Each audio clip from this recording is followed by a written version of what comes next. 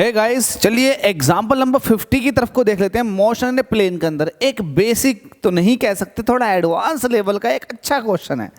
आप लोग सर्च करते हुए आए हैं, झूठ मत बोलना, ईमानदारी से बताओ सर्च करते हुए आए हो। अगर सर्च करते हुए आए हो तो यार चैनल सब्सक्राइब कर लो। आप लोगों का सारा कंटेंट यहाँ पड़ा हुआ है, तो चैनल को सब्सक्राइब नहीं किया है तो सब्सक्राइब कर लें।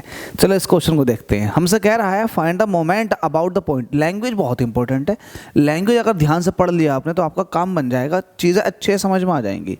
यहाँ पर लिख देता हूँ मैं सॉल्यूशन। अब देखो ध्यान से लैंग्वेज को पढ़ो। आपसे कह रहा है find the moment about the point. किसी पर्टिकुलर पॉइंट के अबाउट आपको मोमेंट निकालना, ठीक है। वो पॉइंट आपके पास ये है, इसके अबाउट आपको निकालना है। जिसके एलोंग निकालना होता है तो पहले एक काम कर लेते हैं। मैं एक देसी एग्जांपल के थ्रू चीज़ को समझाना चाहूँगा। लेट अस सपोज कि आपके पास एक दरवाज़ा है और आपको पता है दरवाजे के अंदर हिंज लगी हुई होती हैं, कुछ 3 लगी हुई होती हैं जो चौखट के अंदर लगी हुई होती हैं। जब आप इसको खोलते हो तो ये खुल जाता है। तो हम फोर्स यहाँ तो लगाते हैं ना, यहाँ फोर्स लगाते हैं, तो फोर्स लगी यहाँ पे, ये कब्जे हैं जिसके एलोंग ये रोटेट करेगी। तो हम वही बात कहना चाह रहे हैं यहाँ पर कि हमें जो अबाउट होता है ना, अबाउट वो ये होता है, हमें इसके अबाउट इसका दरवाजे का मोमेंट निकालना है। समझ रहे हो? तो वैसे ही ये वो पॉइंट है जिसके अबाउट आपको क्या करना है, मोमेंट निकालना। तो इसका मतलब फोर्स किसी और पॉइंट पे लग रही होगी और किसी और पॉइंट के अलोंग या फिर अबाउट आपको क्या करना होगा, मोमेंट निकालना होगा। आई होप मेरी बात क्लियर जरूर हो गई होगी। अब मैं इस क्वेश्चन को बिल्कुल इसी वे में आपको समझाता हूँ कि करना क्या है। देखो करना क्या है। आपके पास एक पॉइंट दे रखा है जिसके अबाउट आपको क्या करना है, जिसके अबाउट आपको मोमेंट निकालना है। और जो फोर्स लग रही है वो इस पॉइंट पर लग रही है। तो फोर्स किसी और पॉइंट पर लग रही है, किसी और पॉइंट के अबाउट आपको क्या करना है, मोमेंट निकालना। तो इसको एक काम कर लो, जरा 3D के अंदर बना लेते हैं। आपके पास लेट अस सपोज कि ये आपके पास XYZ प्लेन है, ये आपके पास X प्लेन, ये Y और ये Z। X प्लेन तो नहीं होता, एक्सिस होती है, तो हमने X एक्सिस बना ली, ये Y एक्सिस और ये Z एक्सिस। अब कोशिश करते हैं इन पॉइंट्स को मेंशन करने की। जिस पॉइंट के अबाउट आपको मोमेंट चाहिए उसको मेंशन करो। ये X का काम करता है, ये Y का काम करता है, ये Z का काम करता है। तो इसका मतलब ये 3D के अंदर है पॉइंट 1, -1, -1। तो लेट अस सपोज कि ये पॉइंट यहाँ है 1, -1, -1। और ये पॉइंट आप मान लो कि ये P पॉइंट है। ये क्या है, P पॉइंट है। ये पॉइंट जिसके अबाउट आपको मोमेंट निकालना है, ये P पॉइंट है, ठीक है। अब कहाँ पर फोर्स लग रही है, किस पॉइंट पर फोर्स लग रही है, इस पॉइंट पर। तो ये पॉइंट कहीं यहाँ पर होगा, ये 1, 0, -2 है। तो लेट अस सपोज कि ये पॉइंट A है। ये पॉइंट क्या है, A है, जिस पर फोर्स लग रही है।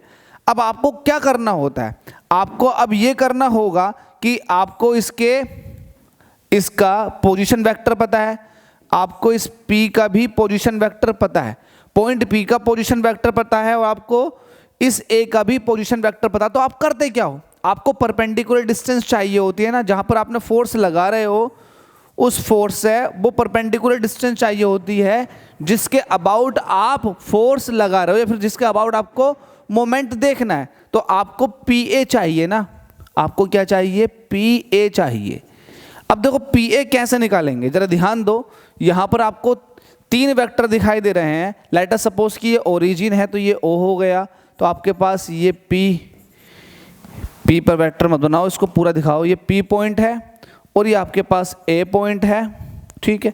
और आपके पास OA वेक्टर आपके पास है और आपके पास OP वेक्टर भी है। लेकिन आपको तो PA चाहिए। यही तो डिस्टेंस हुई जिस पॉइंट के अबाउट आपको निकालना है और कहाँ पर फोर्स लग रही है, ये तो डिस्टेंस हुई। तो आपके पास PA होना चाहिए। तो PA आपके पास ये रहा, ठीक है। अब PA कैलकुलेट कर लो, ये PA है। अब देखो PA कैलकुलेट करोगे तो कैसे कैलकुलेट करोगे, ट्राइंगल लो लगा दो वेक्टर का। आपको पता है, देखो आपको पता है कि ये इस डायरेक्शन में है और इसके हेड से इस PA वेक्टर का टेल स्टार्ट हुआ है। तो आपके पास इसका प्लस इसका सम जो होगा वो इसके अकेले वेक्टर के बराबर होगा। ट्राइंगल लॉ ऑफ वेक्टर यही बताता है। तो इसको कहेंगे by triangle law of vector, vector के ट्राइंगल लॉस है क्या, ओ ए जो जस्ट अपोजिट है, तो ये ओ ए जो है ये सम होगा ओ पी का प्लस पी ए का, लेकिन आपको तो पी ए चाहिए, तो पी ए मैं यहीं रोकूंगा, ये ओ पी इधर को आ जाएगा, तो ये हो जाएगा O A minus O P. Hope so समझ में आ गया होगा, आपको पी ए चाहिए, बिल्कुल चाहिए। अब ओ ए बताओ, ओ ए आपके पास ए पॉइंट कौन सा है, 1, 0, -2, इसको वेक्टर की फॉर्म में लिखो, आई जे के की फॉर्म में लिखो। तो आपको पता है पहला वाला हिस्सा जो होता है वो आई का होता है, दूसरा जे का, और तीसरा वाला जो होता है वो के का होता है। तो आप जब P A is equal to O A minus O P करेंगे तो ओ ए की वैल्यू रखोगे तो ओ ए कितना हो जाएगा, जल्दी से बताएं। ये हो जाएगा आई, ये हो जाएगा आई प्लस 0j -2k, ये तो आपके पास बना ओ ए, और ओ पी कितना है, माइनस लगा करके ओ पी बताओ, ओ पी देखो आई -j -k, ठीक है। आपके पास देखो ओ ए भी आ गया और ओ पी भी आ गया। अब जैसा आपने इनको रखा है इसको सॉल्व करो, इसको ओपन करेंगे तो आई प्लस 0j -2k माइनस आई माइनस माइनस प्लस जे और प्लस के, देखो कुछ कट रहा है क्या, तो आई से तो आई खत्म, जे ये 0 है, ये प्लस का जे 1 बचेगा, तो आपके पास एक तो जे बचा और -2k प्लस का के, तो माइनस का के, तो आपके पास पी ए जो परपेंडिकुलर डिस्टेंस है वो कुछ ये निकल कर आ गई इन टर्म्स ऑफ वेक्टर। ये पता होना चाहिए था और हमने देख भी लिया, ठीक है। आपके पास ये वैल्यू आ चुकी है पी ए की। अब आपको चाहिए क्या, आपको मोमेंट चाहिए, तो मोमेंट का फॉर्मूला क्या होता है, मोमेंट ऑफ फोर्स। पढ़ ले बेटा, पढ़ ले, तो उसका काट रहा है वो तेरा काट रही है, पढ़ ले मेहनत से। आपके पास मोमेंट ऑफ फोर्स चाहिए, तो मोमेंट ऑफ फोर्स क्या होता है, परपेंडिकुलर डिस्टेंस मतलब P A into F vector, into मतलब क्रॉस होता है, एक्चुअल में क्रॉस की बात कर रहा हूँ, क्रॉस प्रोडक्ट ऑफ 2 वेक्टर ये होता पी ए क्रॉस एफ। अब पी ए की वैल्यू आपके पास है क्या है, जे -k, और क्रॉस एफ आपके पास दे रखा है 3i प्लस 4j -5k।